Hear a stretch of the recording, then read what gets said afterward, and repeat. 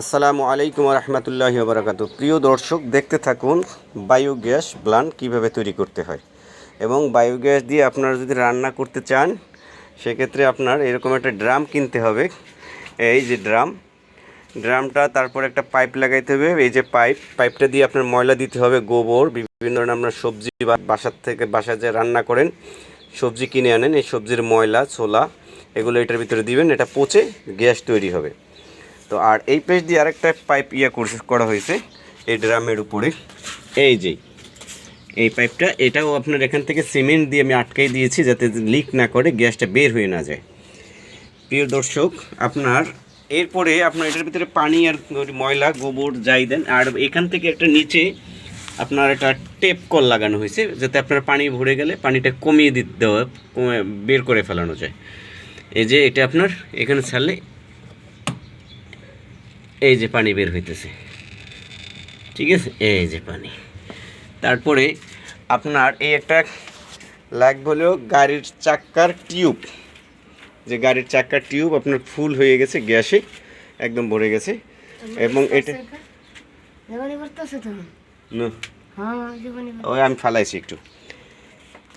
তো পরে আপনার এই যে এখান থেকে আপনার পাইপের লাইন দিয়ে দিছি, এটার থেকে আপনার গ্যাস ঢুকে এটার ভিতরে আপনার এই যে আপনার টিউবটা ভরে গেছে।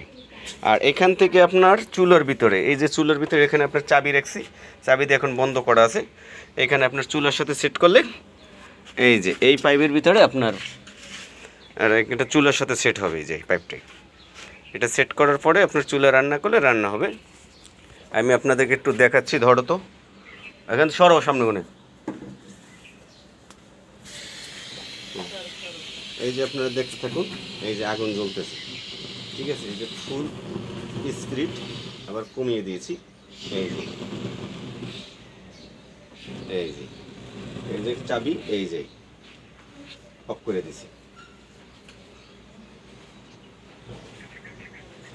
তো দেখছিনি তো যে কিভাবে আপনার বায়োগ্যাস প্ল্যান্ট তৈরি করা হয়েছে।